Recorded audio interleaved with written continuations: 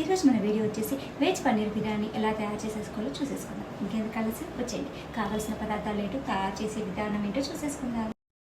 So veg paneer biryani చేసుకోవడానికి కావాల్సిన ingredients ఏంటో చూసేద్దాం. Ginger garlic paste, whole garam masala and cashew nuts, curd కొంచెం, garam masala powder and kasuri methi, paneer cubes, కొత్తిమీర, పుదీనా అండ్ పచ్చిమిర్చి అండ్ కావాలని వెజిటేబుల్స్ కట్ చేసుకొని పెట్టుకోవాలి అండ్ ఫ్రైడ్ ఆనియన్స్ కూడా వేసుకోవాలి. సో ఇప్పుడు ప్రాసెస్లోకి వచ్చేద్దాం.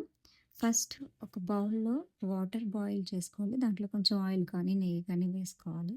తర్వాత దాంట్లో సాల్ట్ వేసుకోవాలి కొంచెం. తర్వాత మంచి ఫ్లేవర్ అరోమా కోసం మనం మసాలా, బిర్యానీ ఆకు, ఇంకా హోల్ గరం మసాలా ఐటమ్స్ ఉంటాయి కదా, అవి కూడా కొన్ని వేసేసుకోవాలి. సో మనం ఇది కొంచెంసేపు ఇది బాయిల్ అవుతూ ఉండాలి. బాయిల్ అయ్యాక దీంట్లోకి మనం సోక్ చేసుకున్న బాస్మతి రైస్ వేసుకోవాలి. సో వాటర్ ఇలా కొంచెం బాయిల్ అయ్యాక 1 అవర్ సోక్ చేసి పెట్టుకున్న బాస్మతి రైస్ యాడ్ చేసుకోవాలి. ఇలా కొంచెం కొంచెం బాస్మతి రైస్ అనేది యాడ్ చేసుకోవాలి. సో మనకి బాస్మతి రైస్ అనేది 70% కుక్ అవ్వాలన్నమాట.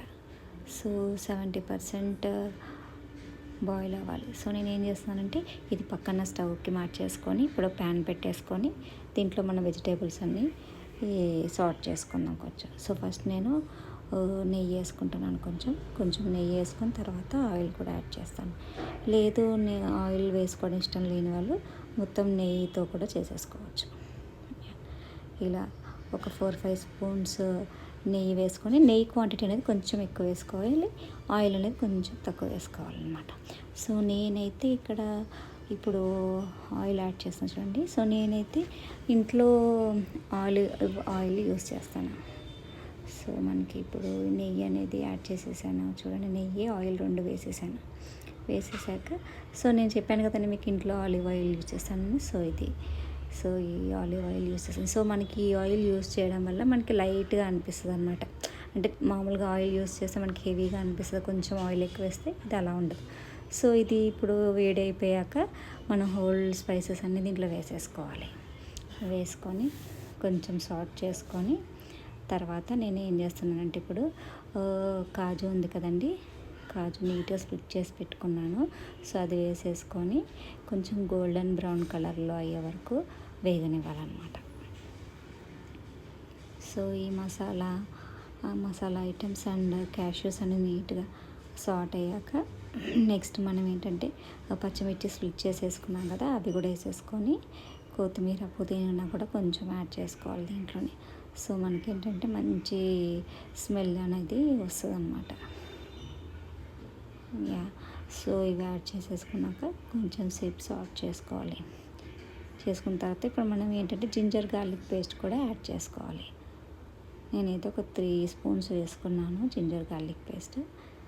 వేసుకొని సో కొంచెం పచ్చివాసన పోయే వరకు నీట్గా కలిపి, పచ్చివాసన పోయాక అప్పుడు మనం మిగతా వెజిటేబుల్స్ అన్నీ కట్ చేసి పెట్టుకున్నాం కదండి, ఆ వెజిటేబుల్స్ అన్నీ కొంచెం వాటర్ పోయే వరకు పెట్టుకొని అవి దీంట్లో యాడ్ చేసేసుకోవాలి. ఇప్పుడు వెజిటేబుల్స్ అన్నీ దీంట్లో యాడ్ చేసేసుకొని కొంచెం సేపు సాట్ చేయాలి. ఏంటంటే బాగా మిక్స్ చేయకూడదు అనమాట మనకి వెజిటేబుల్స్ అనేది. సో కొంచెం స్లోగా అట్లా మిక్స్ చేసుకోవాలి. కొంచెం వెజిటేబుల్స్ అన్నీ కొంచెం ఒక 2 మినిట్స్ అలా వేగనివ్వాలి. సో వెజిటేబుల్స్ వేసేసుకున్నాక నెక్స్ట్ మనం ఇప్పుడు దీంట్లోకి మనం కొంచెం కసూరి మేతి, మనం ఇందాక తీసి పెట్టుకున్నాం కదా ఇంగ్రీడియంట్స్లో, కసూరి మేతి, గరం మసాలా పౌడర్, కొత్తిమీర, పుదీనా కొంచెం. సో మిగతా ఇంగ్రీడియంట్స్ కొన్ని ఇప్పుడు యాడ్ చేసుకోవాలి 1 by 1 స్లోగా. సో నేను ఇవి వేసేసి కొంచెం సేపు సాట్ చేశాను. తర్వాత ఇవన్నీ మిగతా ఇంగ్రీడియంట్స్ కూడా కొంచెం యాడ్ చేసుకొని గరం మసాలా కొంచెం వేసుకుంటామండి. ఇప్పుడే గరం మసాలా కొంచెం వేసుకున్న తర్వాత, గరం మసాలా ఎక్కువ ఇష్టం లేని వాళ్ళు కొంచెం యాడ్ చేసుకుంటే సరిపోతుందండి. సో తర్వాత కారం, ఉప్పు కూడా ఇప్పుడే కొంచెం యాడ్ చేసుకోవాలి. సో ఏంటంటే వెజిటేబుల్స్కి కొంచెం పట్టేస్తుంది. సో పసుపు కారం ఇవన్నీ వేసుకున్నాక 70% బాయిల్ అయిన బాస్మతి రైస్ దీనిపైనుంచి వెజిటేబుల్స్ పైనుంచి ఈ లేయర్లా వేసేసుకోవాలి, లేయర్స్ వేసేసుకోవాలి. సో నేను ఇక్కడ ఇలా 2 లేయర్స్లా వేస్తున్నాను చూడండి. సో ఇలా లేయర్స్లా వేసేసుకోవాలి, నీట్గా స్ప్రెడ్ చేసేసుకోవాలి వేసేసుకొని. సో ఇలా వేసేసాక మనకి ఒక 2-3 లేయర్స్ మన క్వాంటిటీని బట్టి మనం వేసుకోవాలి. సో లేయర్స్లో వేసేసుకున్న తర్వాత మనం ఏంటంటే ఇప్పుడు ఫ్రైడ్ ఆనియన్స్ ఉన్నాయి కదండి, ఫ్రైడ్ ఆనియన్స్ అండ్ పుదీనా కొత్తిమీర అవి పైనుంచి టాపింగ్స్లా వేసుకోవాలి. ఇలా వేసేసుకోవాలి, నీట్గా స్ప్రెడ్ చేసేసుకొని మళ్ళీ బాస్మతి రైస్ అనేది తీసుకొని మళ్ళీ లేయర్స్లా వేసుకోవాలి. సో మనం వెజ్ దమ్ బిర్యానీ చేస్తున్నాం కాబట్టి ఇలా దమ్ చేసుకోవాలన్నమాట. ఇలా మనం ఎంత లేయర్స్గా నీట్గా స్ప్రెడ్ చేసుకుంటామో మనకి బిర్యానీ అంత మంచిగా వస్తుంది అన్నమాట. సో ఇలా వేసేసుకున్న తర్వాత మళ్ళీ నేను పైనుంచి ఒక 2 లేయర్స్ బాస్మతి రైస్ అనేది వేసుకుంటున్నాను ఇలా. సో ఇలా వేసేసుకోవాలి. ఇలా వేసుకున్న తర్వాత మనకి ఏంటంటే ఆల్రెడీ బాయిల్ చేసుకున్న రైస్ ఉంటుంది కదండి, బాస్మతి రైస్, బాయిల్ చేసిన రైస్ ఆ వాటర్ అనేది మనం ఒక 3-4 స్పూన్స్ పైనుంచి వేసుకోవాలన్నమాట. వేసుకోవడం వల్ల ఆవిరికి అది మంచిగా బాయిల్ అయిపోద్ది అనమాట, స్టీమ్ అయిపోద్ది. సో మనం ఇలా అంతా వేసుకున్న తర్వాత మనం పైనుంచి ఒక 2-3 స్పూన్స్ నెయ్యి వేసేసుకోవాలి.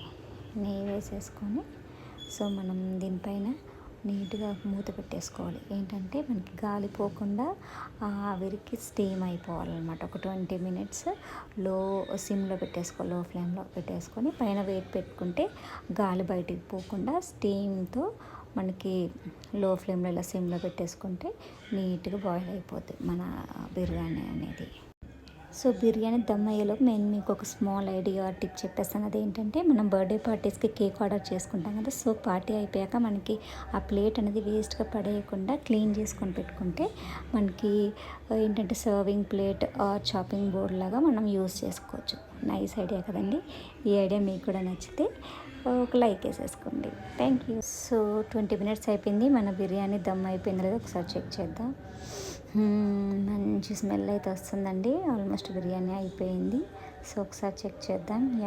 ఆల్మోస్ట్ అయిపోయింది. సో ఇప్పుడు నేను స్టవ్ ఆఫ్ చేసేస్తాను. చేసేసి మనం అడుగు నుంచి నీట్గా తీసేసుకోవాలండి రైస్. ఇలా పైకి తీసేసుకొని ఒక వేరే సర్వింగ్ బౌల్లో వేసుకోవాలి. సో మెల్లిగా చిన్నగా కింద నుంచి అడుగు నుంచి తీసుకొని మనం రైస్ వేరే దాంట్లోకి వేసేసుకోవాలి. నేను ఇప్పుడు వేస్తాను చూడండి. సో ఇలా తీసుకొని మనం వేరే బౌల్లో వేసేసుకోవాలి. మనకి ఎంత కావాలో అంత రైస్ పెట్టేసుకొని మళ్ళీ మిగతా దాంట్లో మూత పెట్టేసుకుంటే నీట్గా అలాగే ఉండిపోతాయి. స్మెల్ అయితే సూపర్గా ఉందండి. స్మెల్కే నాకు కడుపు నిండిపోయింది. సో మన బిర్యానీ రెడీ. ఇప్పుడు వేడిగా వెజ్ పన్నీర్ బిర్యానీ. సో మన బిర్యానీ రెడీ అయిపోయింది, తినేద్దామా ఇంకా.